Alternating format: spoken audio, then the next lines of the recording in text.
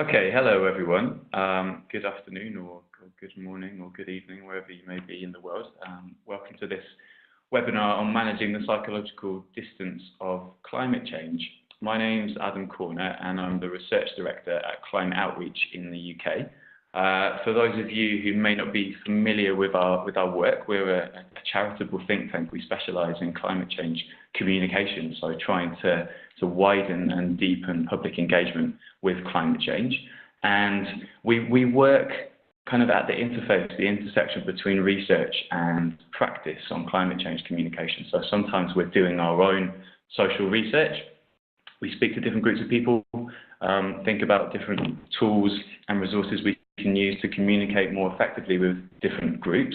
And sometimes we work with existing academic research and we try to, I guess, translate academic work, academic studies into a format or maybe a resource or a guide that is a bit more understandable, more easy to engage with for people.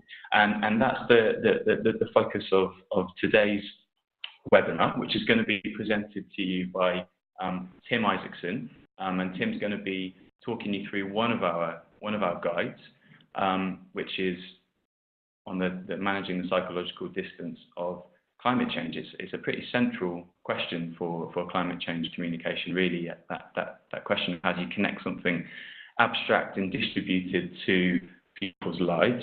I think at the point that it isn't a key question, it's going to mean one of two things. Either there's a problem and everyone's being affected by climate change, which is obviously not good, or we've really made some progress on public engagement with climate change, and let's hope that it's the latter one of those.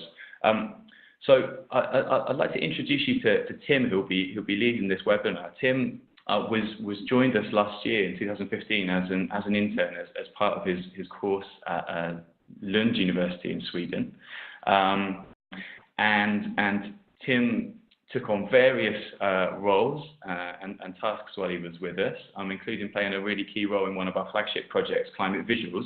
But one of the things that Tim did while he was working with us was put together this guide, which is one of a series of guides that we have available on our website on managing the psychological distance of climate change. And Tim's just graduated from his master's in applied climate strategies with a thesis on perceptions of and communication around carbon pricing policies such as fee and dividends. But today he's going to be talking us through our guide on managing the psychological distance of climate change. So just a couple of practical notices. If you'd like to submit questions as Tim's talking, as the webinar's running, please use the chat function on WebEx. We'll collect those in. And then, as Tim's presenting, we'll take a look at them, and I'll chair a question session at the end when Tim's finished presenting. There should be about 20 minutes or so for questions, so please do send in thoughts and queries and questions as you're listening to the webinar. If you would like to tweet while the webinar is taking place, then the hashtag is psychdistance, I think. So use that as a hashtag and it will link to this webinar. And with that, I think I'll hand over to Tim for the webinar, and I'll pick up again once Tim has finished talking to chair the question session.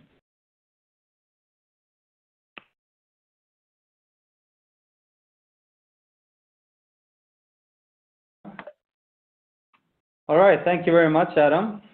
That was very kind of you. So for the next 35 minutes approximately, I'll be doing what the guide does, which is to present the most recent research findings regarding how to manage, and note that word manage, not reduce necessarily, but manage the psychological distance of climate change. I will also add some things that aren't in the guide, even more recent research actually. And then for approximately 20 minutes at the end, please everyone chip in with questions and we'll have a fruitful discussion. So what is psychological distance in general? I will not go into definitions and detailed discussions of the concept itself, but I will focus on its most common conceptualization, which is 4 different dimensions actually. The first one is geographical distance. Like Okay, the issue at hand, is it a local one or a global one, or is it in another region of the world? We have also the time dimension. Is it now, today, present, or is it in the future? Is the issue, does it concern me, my friends, people I care about, or other people elsewhere? That's the social dimension. And the fourth dimension, not as common, but still hypothetical distance, which has to do with uncertainty. Okay, will the issue at hand, so to speak. And climate change, it can be argued, is an especially problematic issue when it comes to psychological distance, because, and I'm sure you all have experienced this, it is an ever-present issue, but it's simultaneously hidden away in the background. It's popping up at the forefront of people's attention just during a few select times, but it never seems to be able to stay there for very long. So even though climate change is here now already, we all know this, it still doesn't feel that way. And just to take a few examples, you often hear people talk like this: okay, other countries will fare worse, why would we care? So this is an example of psychological distance of climate change in the geographical sense. And on the time dimension, you can hear quotes as, the brunt of the problem lies in the future, so why should I care?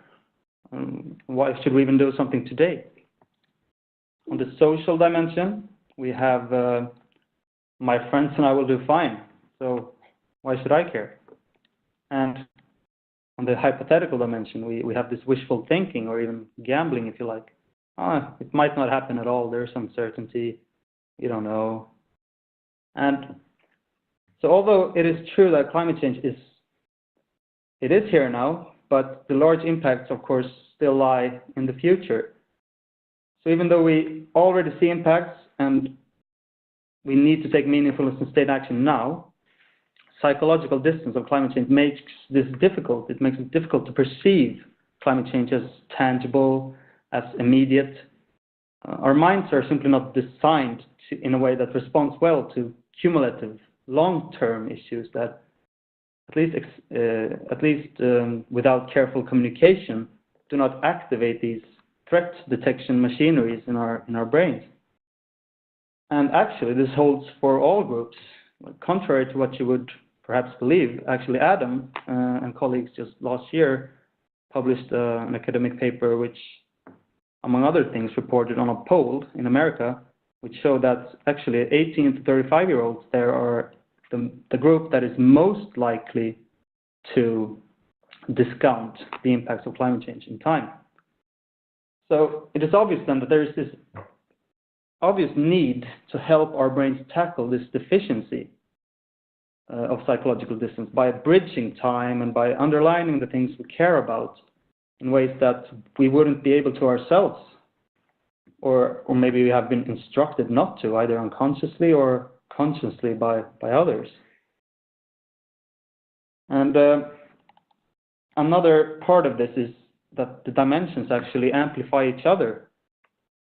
So we actually choose, so to speak, to regard something that is distant on one dimension as also being distant on other ways too. For example, so we perceive climate impacts as worse the farther away they are.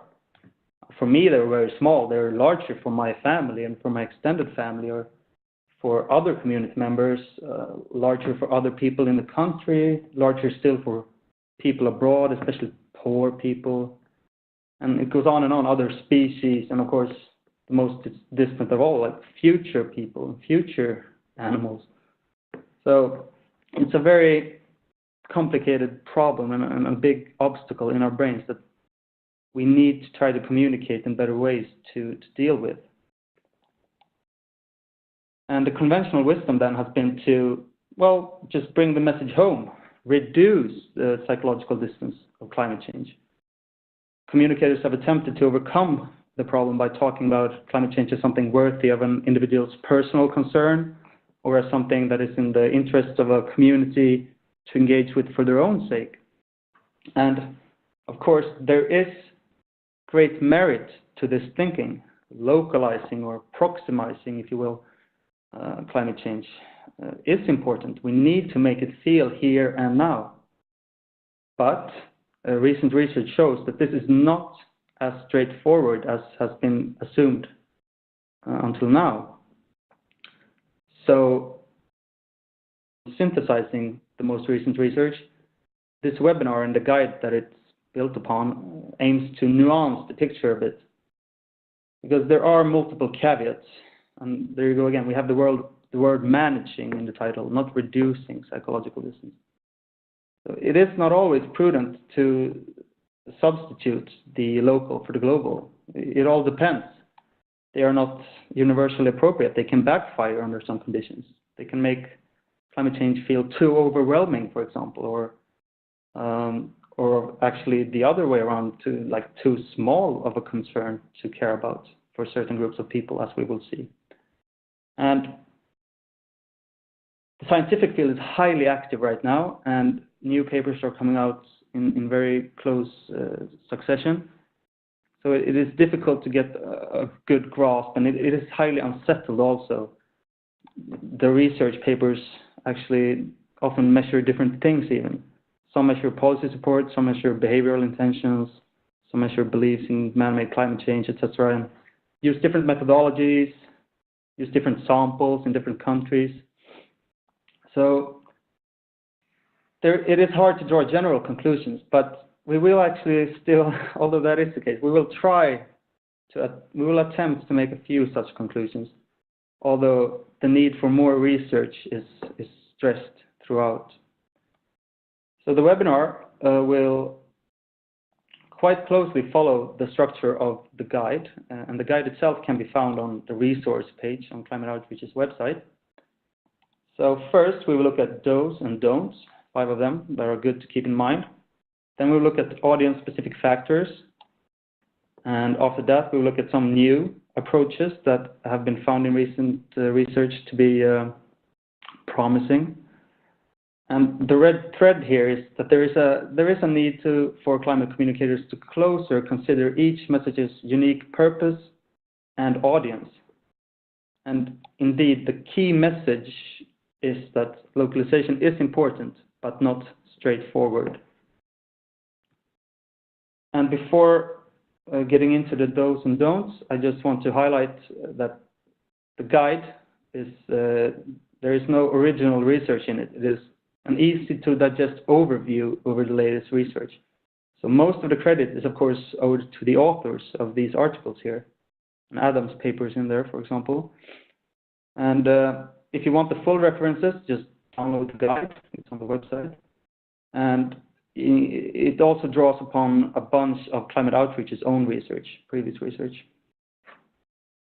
So let's go into the do's and don'ts, 5 of them that are good to keep in mind. The first one, and this is a really central one, it is that we need to communicate solutions, because talking about or visualizing the impact of climate change on a local area can make people feel overwhelmed or emotionally numbed, hopeless, helpless. So localizing climate change runs the risk of triggering defensive mechanisms such as denial or motivated reasoning and rationalizations. So it is therefore very important to show clear, plausible, and meaningful actions that people can take in response to climate risks. People need to feel self-efficacy, that there is something that they themselves can do, as well as that there are adequate bigger picture solutions available, both on the global and national and, of course, local scales. And that's very important, that it's on the audience's level. So if you're a small town farmer, maybe the solutions that should be communicated to you are adaptation solutions that you can achieve. Whereas if you're a member of parliament, and you will need an entirely different action, so to speak. And they all need to be acceptable, of course, and feasible, and most of all, effective. They need to be perceived as effective. The second do is to tell human stories, because emotions are an inescapable and very, very central part to our thinking. We cannot live or function without it. You may have heard of all these dual dual systems theory conceptualizations of how the brain works. And scientific jargon is seldom good at activating both these parts of our brain, the rational and the emotional. It just doesn't function as well as a simple, coherent story does. Stories can be very powerful, even though they're simple, especially if there are people in them that you can relate to. That easily trumps 100-page IPCC reports. Simple, coherent story. And that's what Donald Trump is doing right now in the US. So tell human stories. Another do is don't trivialize. Because if we trivialize climate change or climate impacts, it can be disengaging. If we, for example, present a scenario that really doesn't sound that bad, you're not massively inconvenienced, as a participant in the climate visuals research said, then maybe the pool of worry, so-called, will then be filled with other concerns instead of climate change. This pool of worry that we have, it's not endless, it's very finite, so it can only house a certain amount of concerns, of issues. So if we trivialize climate change, then obviously we won't care as much. And a good way to do this is to simply depart from what the audience actually cares about. Because if we do that, then it won't be trivial anymore, right? And this is exactly what the Climate Coalition does in its For the Love Of campaign, which Climate Outreach provided research input for. And it has been very successful. And you can see people with signs saying, for the love of chocolate, for the love of beaches, or for the love of race cars. And at the climate march in London in December, I saw a favorite, more higher level, but for the love of life. So that's an inspiring way to do it. Another do is to use the right images. And traditionally, visual communication on climate change has received way less attention than written communication in research. And Climate Outreach partnered with several other organizations and spearheaded an international research effort both with focus groups and with a survey to try to garner more knowledge on visual communication. And the result is climatevisuals.org, a website where you can find the reports about visual communication on climate change and also images that are both inspiring and that you also can download some of them. And almost all of the images in this presentation actually are from Climate Visuals. And 7 principles for visual climate change communication is in the report there, and they are all relevant to psychological distance. I will only present 3 of them though, and very briefly. And this is a screenshot of the website, climatevisuals.org, great resource. One of the principles is tell new stories, so human stories and also new stories. Classic narratives they're recognized, polar bears, smokestacks, etc., and they're well understood, but they need to be complemented by less common perspectives because these older stories have already played their part. They don't do much for us anymore. They're cliche. So, for example, this image here of a local climate impact in the form of an insect killing trees and what we need to do about that, that's a new story. And most people wouldn't think about climate change when they see this. So this can really, activate some new aspects and new thoughts. Another principle is that we need to show real people, not staged photo ops. Participants in the research clearly showed a disdain for fake images or post images. So show real people. And this is a human story, right? Another principle, climate impacts are emotionally powerful.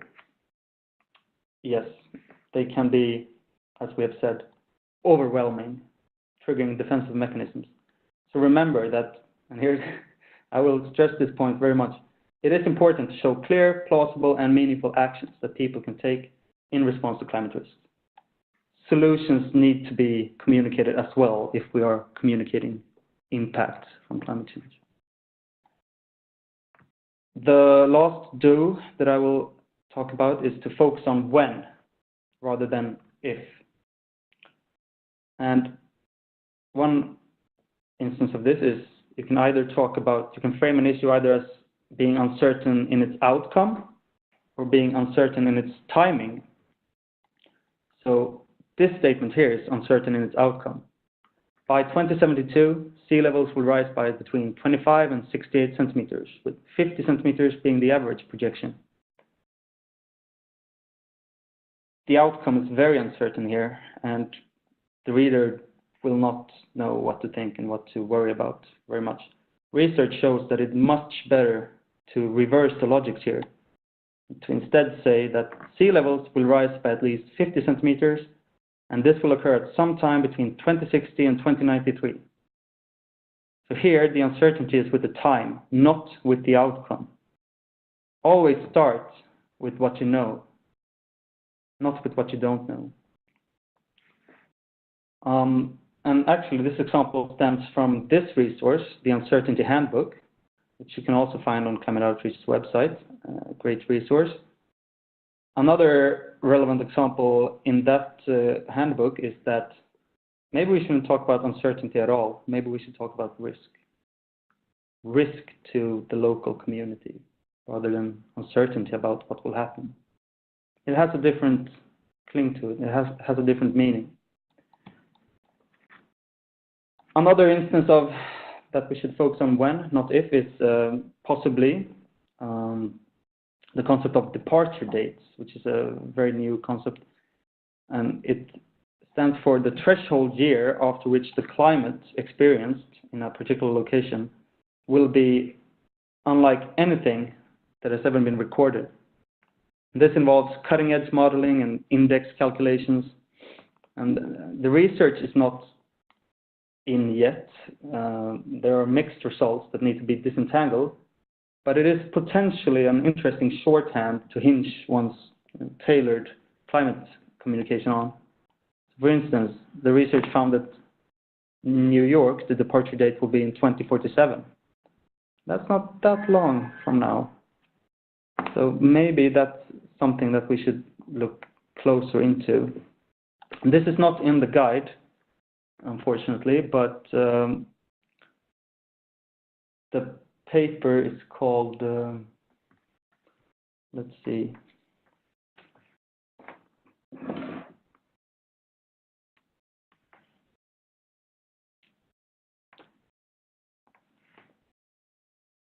The paper is by Rickard, Young, and Schultz, and we can provide a link to that on the website.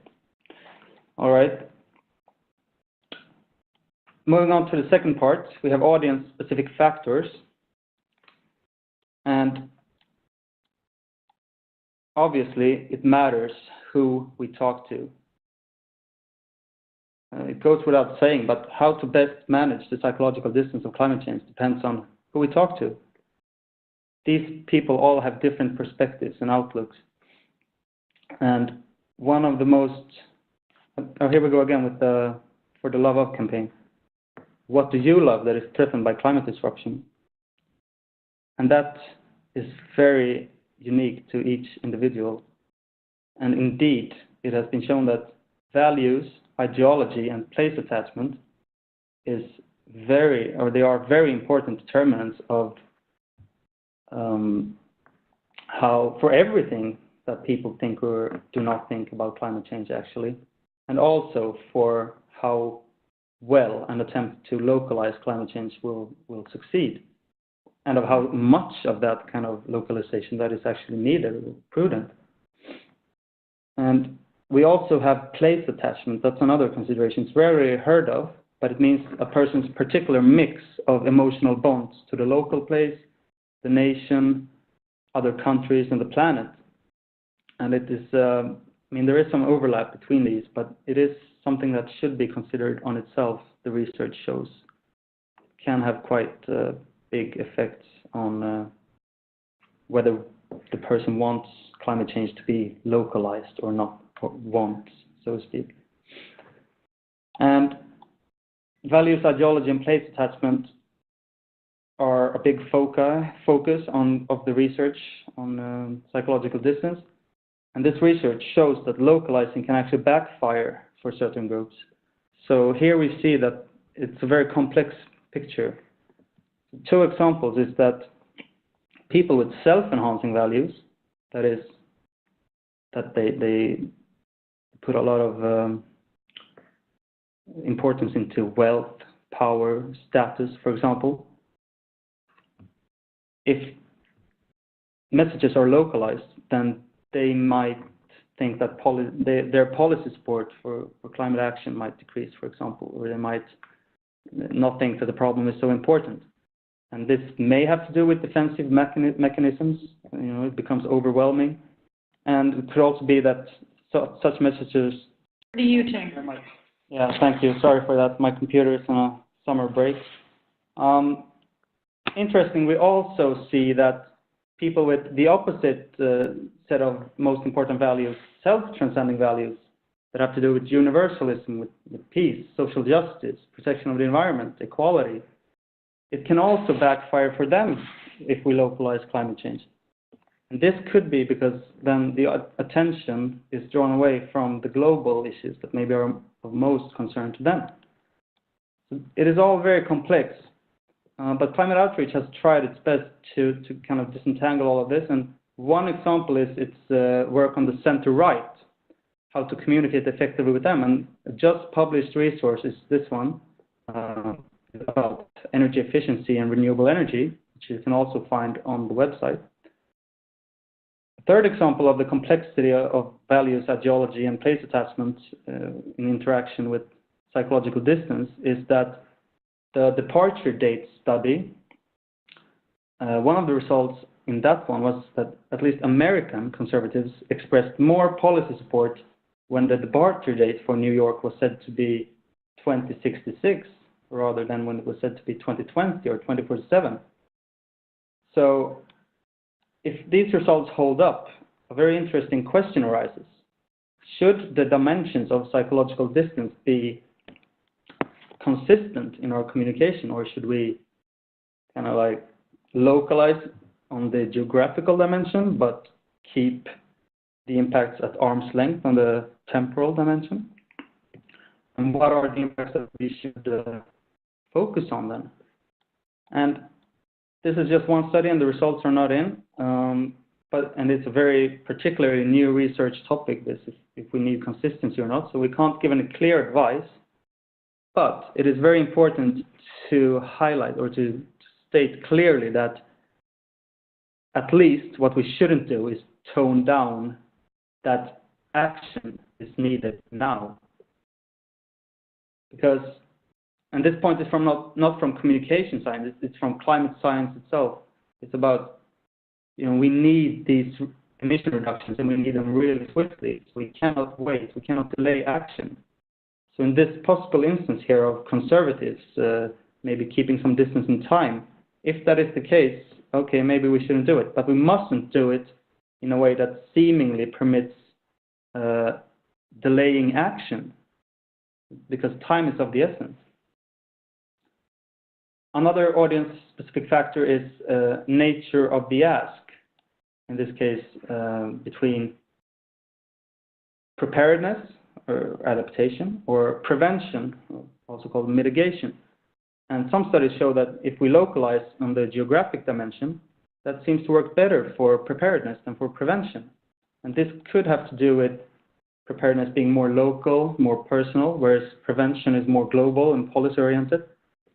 So these studies suggest that maybe we should actually try to match these geographical levels, so to speak, in the communication, which is very interesting, but also complicates the picture, not least.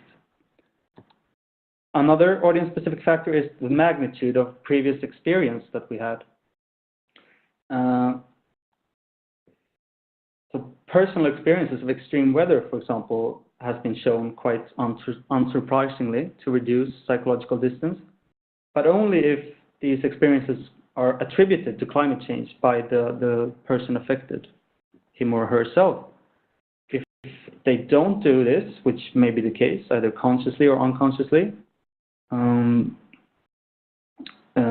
via defensive mechanisms or socially constructed silence, then it doesn't matter if we talk about climate change. We can't talk about climate change in a meaningful way. For example, many of the victims of the Superstorm Sandy in 2012 adamantly did not want to talk about climate change at all when prompted. Maybe because the prospect of such a catastrophe happening again can be too overwhelming, especially if you're in the middle of a difficult rebuilding process. So it is very important in those cases when talking to people with experience of extreme weather to be sensitive about their vulnerable states and to try to facilitate emotional acknowledgement and dialogue about, for example, fear and mourning in safe spaces, for example, try to create those. So trying to summarize all these audience-specific factors, what can we make of all this? Well, there are no clear answers, and the science, as I've said, is quite unsettled. But one possibly helpful way to think is rather in terms of personalizing climate change than localizing or proximizing it. Personalizing, it takes into account this complexity in a better way and makes us think, okay, not only, it doesn't have to be local, so to speak, geographically only, because what I care about on the different dimensions might not be the same that you care about, right? Moving on to new approaches that the research have found to be promising and that are gaining traction. For example, we have sensory communication or experiential communication. Not new per se, but as I said, it's growing right now. And it's about making climate change more tangible through indirect, direct exposure, such as simulations or art is very common, not least like painting sea level lines on the streets in cities, future sea level lines, or this Banksy artwork here we see in the picture. And there's very big promise here. We also have like museum installations in which we can experience different types of weather and stuff like that. So trying to make climate change more tangible by faking, so to speak, exposure to extreme weather and to sea levels. Another new approach that holds promise is perspective taking. And it concerns that we generally, as humans, want to pass on positive legacies. We want to have a good impact on the world during our lifetimes, generally speaking. So we can do this in various ways with communication, trying to make long-term goals and motives more salient. For example, just by asking people to consider how they can leave behind a positive impact. And the key is that by doing that, we don't focus on future generations as much as focusing on the self, on extending oneself into the future. Because only talking about future generations, that's active distancing. That only works well for some people. That we're really playing into the trap of psychological distance there. But if we, on the contrary, talk about extending oneself into the future, what can I leave behind? That's research shows, a few studies at least, that is a very promising, better way to do it. And it is quite similar, but just this change in words actually can make a big difference. Another new approach, or at least a more relevant approach, so to speak, which is important to highlight right now, is that we shouldn't use migrants to argue for climate action. And this wasn't in the guide either, unfortunately, but I will present a resource soon that you can look into. These were some of the headlines that we saw last year Failure to act on climate change means an even bigger refugee crisis. Rent chaos is a taste of what a warmer world may bring, in New Scientist. And the Washington Post wrote, climate future will be the Syria refugee crisis times 100. And these all hold some appeal, obviously, because we know that climate change is a risk multiplier. But these kind of narratives, as they are becoming more common and common, we have to be careful because, firstly, they don't seem to hold up to scrutiny if you look at the research about climate migration. It turns out that most people who have to move because of climate-induced disasters, they do so internally within the country or to neighboring countries, most of them. And in the future, the research points to that what we will most likely see is short distance, temporary, circular, more organized climate migration, not this kind of mass wave that we've seen during this year. So, and also climate seems to be a contributing factor to the unrest in Syria, but not the primary factor. The drought forced people into the cities, but there was already unrest in the cities before those extra people got there. And secondly, there's also danger in these narratives in that they promote these self-enhancing values, power, wealth, status, or security, over self-transcending ones that are actually the ones that we need in order to tackle climate change in a concerted international way, meaningful way. So there's a pitfall there. And they are also very fear-based appeals, these narratives. And owing to the nature of migration, the large scale of it, there are no personal level solutions that we can easily take. So it acts to make the climate issue very negative, and could also get these result in these defensive mechanisms then. So the resource I spoke of is this one. It's by the Climate and Migration Coalition, which is an organization that Climate Outreach leads, and it's called Syria and Climate Change, Did the Media Get It Right? An online resource. You see the link down there. But Climate and Migration Coalition. Go to their website. Very good. All right, so just a short recap and then some concluding remarks, and then we'll get along with the questions. So we had do's and we had don'ts. We should communicate solutions. We should tell human stories. We shouldn't trivialize. We should use the right images. And we should focus on when rather than the if, on the outcome rather than the uncertainty. When it comes to audience-specific factors, there are several that makes it very complex to manage the psychological distance of climate change. And when it comes to new approaches, we have sensory communication, perspective taking, or this legacy, and also the migrant argument that we shouldn't, as climate communicators, buy into these types of narratives. Concluding remarks, localizing is important, but we need to try to tailor it if possible. And actually, maybe we should start thinking in terms of personalizing rather than localizing. The research insights presented here, they're not panaceas. And this goes for almost all climate communication research. We need to have proper conversations. Like, on their own, smart language will not convince someone to get engaged with climate change. But we have good icebreakers, so to speak, good conversation starters. We don't want to scare our people away from the subject. We want to start the dialogue with them in a way that they're comfortable with, and then take it from there.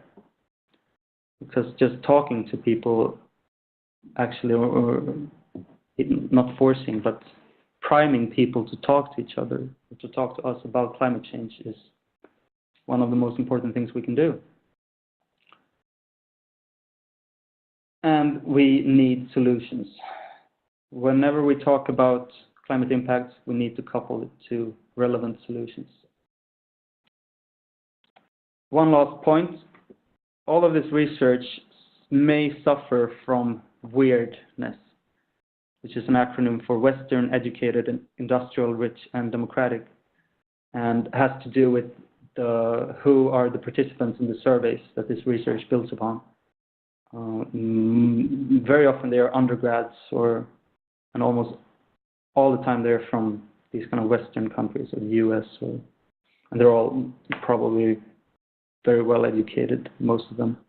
So there are limitations to the research as well that we need to be aware of. All right, so I will leave this image on here for easy reference, and let's open up for questions and discussion. I'm sorry again for the computer trouble earlier. Staying with us. Tim, thank you so much for that, and good recovery with the computer, and thank you everyone for sticking around. That's very much appreciated, and testament to the importance of the issue and the topic and the discussion, I think. So to me, like Tim did a really good job there of going through what is actually a really complicated, complex body of research. You know, there are some areas of climate change communication where there's some pretty straightforward take-home messages. This isn't one of them, and it is important to understand that nuance, I think, and to understand the detail that goes with it. But that doesn't mean that there aren't conclusions as well, which feels like Tim did pull out at the end there. I'm just going to pick up some questions now that people have been sending through on the chat. But please continue to do that, because we can keep scooping them up as people send them in, and I'll relay them to Tim. There was just to kick off. There was a question which was actually in my mind as well, about just explaining a little bit more about what you mean by the kind of phrase and the term sensory communication. And I think there's a lot of interest in this idea of, I don't know, of sensory communication, things like games, and as a way of perspective taking. Do you see that as a possible approach, a possible way forward to deal with some of these nuances that you've identified? Okay, thank you for that question. Definitely, like the research shows, if we have been exposed to extreme weather, then it is very likely that climate change will feel less psychologically distant to us. And I don't wish that everyone should be exposed to extreme weather. So maybe this sensory communication has to do with the senses, right? Mm. Or it's also called experiential communication, to do with experience. Could definitely try to bridge that gap, especially for me, for example, living in Sweden. We don't see many extreme weathers here. So how can I expect other Swedes to not see climate change as something that is not important to them? And then, yes, maybe games, as you say, or I know that in Ystad, a small coastal town in Sweden, they actually went out and painted, okay, this is where the sea level line will be in 100 years or 50 years, I don't remember. And that garnered a lot of attention and got people thinking, because we can produce all these good-looking maps and charts, but that is very abstract. We need to get it out there in the physical reality for people to really understand. And simulations in other ways as well. I mentioned museum exhibitions. I haven't myself been to any, but I can really imagine that. I actually wrote a fun little joking article once, or column, asking myself what would happen if the climate negotiators had to negotiate outdoors rather than in these luxurious conference centers, and if the state leaders would have to hold their speeches in the blistering heat.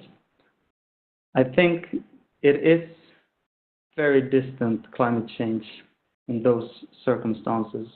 So sensory communication could definitely have a good impact, I think. Okay, great, thank you. The next question, I guess, relates to sort of striking the right balance. So if we know that the question says that people don't want to deal with doom and gloom. How do you suggest that we, as communicators, sort of start conversations? What are good conversational icebreakers around climate change if we're talking about trying to connect it with people's lives? Is there something that comes out of the research to your mind that is a kind of, you use that term, I guess, kind of safe way to start conversations? I mean, if you know something about the person you're going to talk to, then yes, the research has several implications for that you can draw upon. But I think still that one of the most important ways is just to ask people, what do you think about climate change? And try to then decipher what it is that really matters to them. And then after that, tailoring your talking points, so to speak, after that topic. What is it that you love, that you're passionate about? If we know that, then it becomes much more simple, both to make a good communicative effort, but also for the person that we talk to actually get this kind of, idea, light bulb moment of, climate change could be about that. Okay, that's an aspect I didn't think about. Because it has been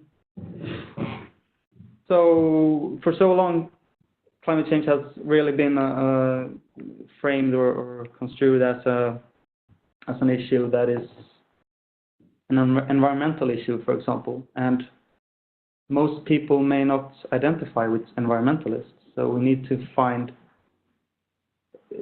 surprising new ways to talk about the subject in order to actually be able to break through that big obstacle that we have made for ourselves, unfortunately.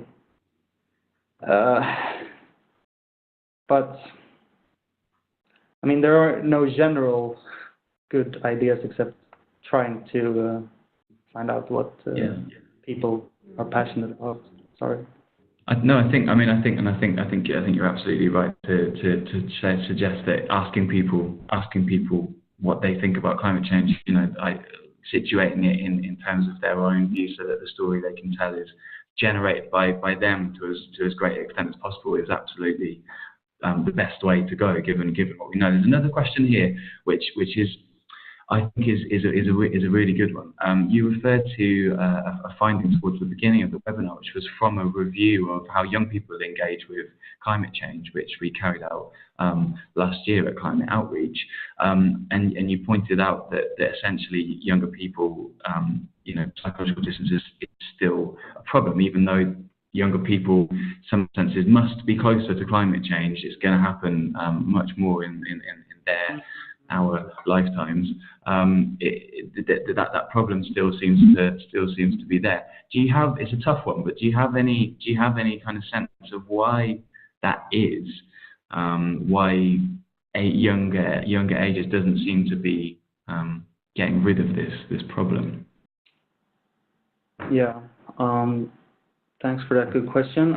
Just to start off, I don't know if it's a general finding. This was a particular finding in an American poll, but I don't have any research to build this on, but I could speculate that anything from people not being outdoors that much anymore, or young people not having, these days, young people don't have to think about houses, about pensions, about stuff like that for a longer time. They are very secure in their studies, which go on, at least in Sweden, until you're 28. So I don't have a good explanation, but I think we might have a problem with this whole being indoors most of the time, being consumed by our smartphones, and not spending any time in nature. And the this group has grown up during a time when polarization in politics, at least it seems to me, has increased a very big deal. So if the demographic group has been polarized in different views and opinions, then maybe that has an effect on polls such as these. Okay, well, we're going to take a couple more questions because although we're approaching the end of the session, there was a little technical glitch in the middle. So definitely want to make sure there's time for a few more questions, if that's okay with everyone. This next question links to your point, Tim, actually, about perhaps a problem being that people don't experience nature and the wild and outside enough or as much as they should. So the question is there a risk that by kind of trying to expand into telling new stories that concerns about the impact on nature and wildlife and the environment, which are obviously still important, could get kind of sidelined as we try and kind of find clever, new, interesting ways of talking about it? Will people forget about that side of things as well? Mm-hmm. Thank you. That's a good question. I think what the narratives that we need to develop and need to deploy aren't all about smart language and clever words, clever wordings. It's more about connecting these kind of new stories and new perspectives to already existing deeper frames within how we think about as a culture, as a society, about certain things that are very robust. So they're there and they're not very malleable. So what we need to do is just to situate our new narratives in ways that activate and try to squeeze into what's already underlying. I don't see what I see is that the big risk is that we continue to talk about climate change the way that we have done for 2 decades now, or 2.5 decades since the Rio Convention in '92, because it hasn't really gotten us far enough, and climate change has become this really polarizing issue, which is sad and very disturbing. I mean, the number one easiest way to see if someone is Republican or Democrat in the USA is today to ask if they believe in climate change. So obviously we have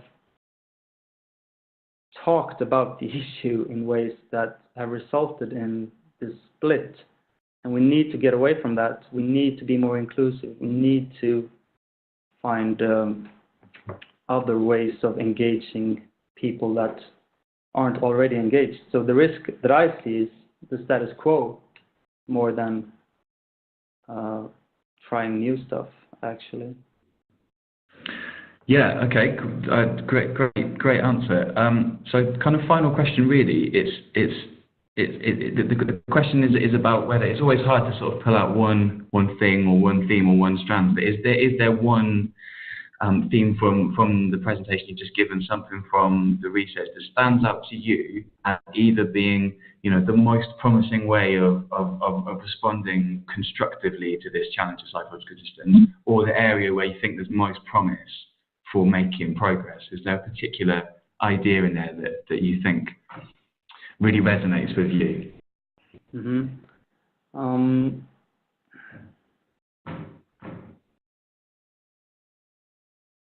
I have to say the whole perspective-taking thing, or the legacy approach of trying to substitute the traditional way of talking about climate impacts, which is future generations, unborn people. What about the kids?